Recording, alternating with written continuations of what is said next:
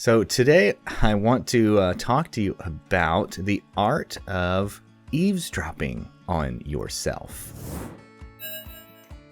How do we do this? Well, this one is going to be a little bit of a thought checkup on yourself, taking a thought inventory, thought audit. So we talk a lot about thoughts here at Unchained Rider. We talk a lot about the mental game, the mental struggle, the hurdles. We all experience them. We're all human. We all deal with lack of motivation from time to time. We all deal with writer's block from time to time. We all deal with doubt, self-doubt, imposter syndrome. All of these things, they all come right here, don't they? They all come right between the space in between our ears. Something that you have to do often. I have to do often. I think everybody should do often, but very few do, is do this little thought audit exercise where you step away from yourself, sort of pretend you're listening in on yourself, eavesdropping on yourself to hear what are the thoughts that are going through your mind. So I was at my son's soccer practice last night, and during his soccer practice, there's kind of a trail that walks around, like that goes all the way around the soccer fields, massive soccer fields. And I'll usually take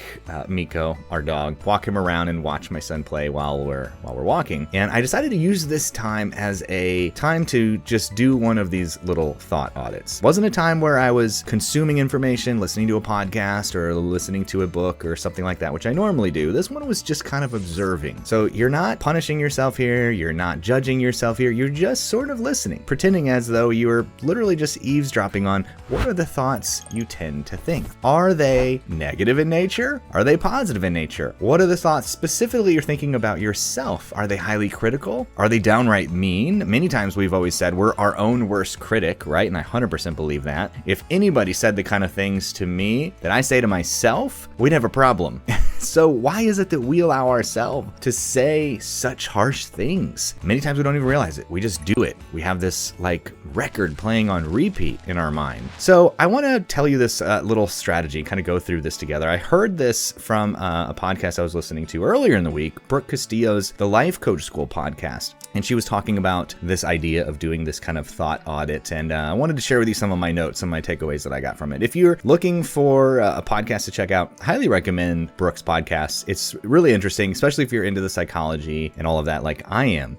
She's got some interesting episodes on there and just little tips and tricks and tools to help you. So questions to ask yourself when listening to yourself, when eavesdropping. Here's some things I want you to think about. Number one here, where are my thoughts getting me? We all know, you and I both know, we are a product of our thoughts. Wherever you are today is a product of where your thoughts were yesterday and the day before and the month before and the year before and so forth. So just observe this. Again, we're not punishing ourselves here. We're not judging ourselves. Just do an audit. Just do a quick check. Just zoom out for a minute and just say, where are my thoughts getting me? Are you happy with where they are getting you? Maybe you are. Maybe you're satisfied. Maybe you want to be somewhere else. Just ask yourself these questions.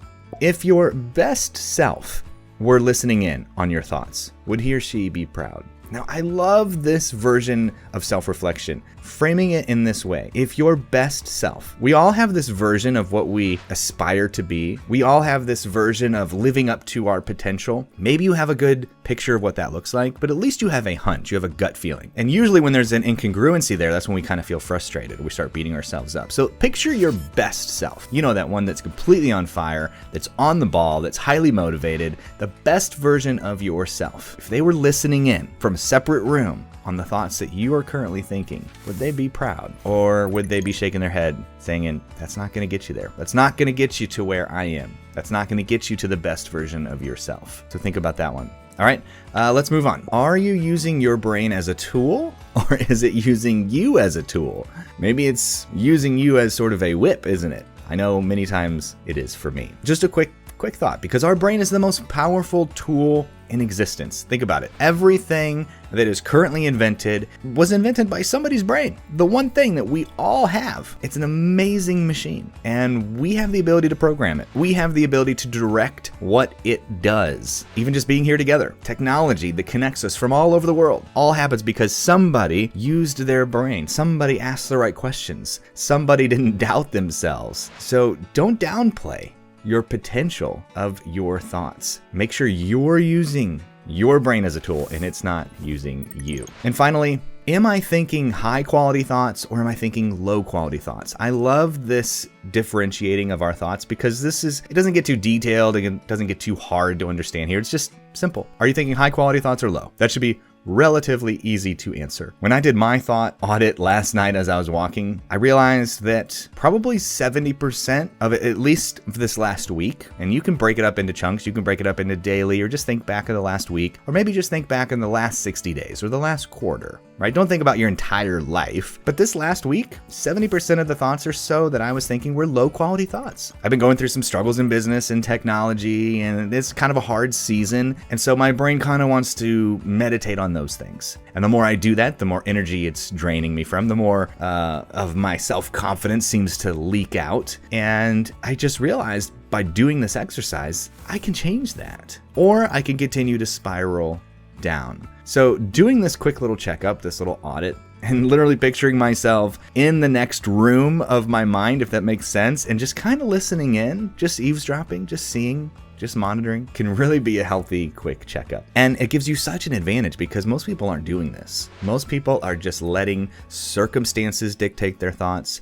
They're letting their mood, their feelings, the people around them, the things they're consuming on social media dictate their thoughts instead of you and I dictating our own thoughts. Okay, so go back, think through that, and then what I like to do is, okay, 70% of my thoughts were low quality thoughts. Now here, you can change it by asking another question. How can I be nicer to myself? How can I shift it and think more high quality thoughts? What could I do differently? Let your subconscious chew on that. Take out a piece of paper, maybe brainstorm some things. Maybe you need to keep a piece of paper of things you're grateful for, things that are going good. Maybe you need to double down on writing that done list instead of that ever-growing to-do list. Maybe you need to just survey some of your favorite quotes, things that motivate you. Maybe you need to realize you need to exercise more in order to get those healthy endorphins flowing. But just asking yourself those questions, how can I be nicer to myself? How can I think more high quality thoughts? What are some strategies that I could do? What's one simple thing that I could do? And then start taking action on some of those. Don't just be a bystander. Take control. So hopefully this helps you. I know it's helped me, and it's one that I'm going to have to do over and over again. It's one that I'm even considering putting into my weekly review, just doing sort of a weekly thought audit. Over the last week, how was I? Because whatever you monitor, remember, whatever you monitor, that's the first step to improving it. So if you want to improve something, which I do, I want to improve just the thoughts I'm thinking, the negative thoughts I'm saying to myself, well, the first step to improving it is simply to monitor it, track it, and then start to develop strategies in order to change it or improve it or tweak it. So I want to hear from you.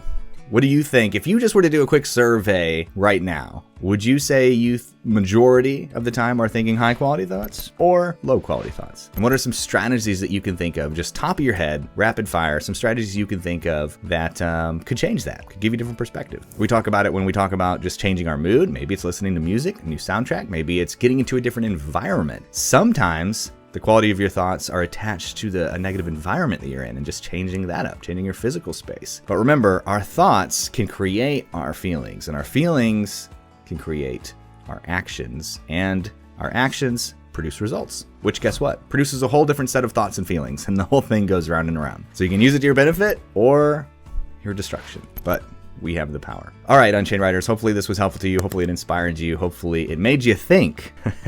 Now, audit that thinking.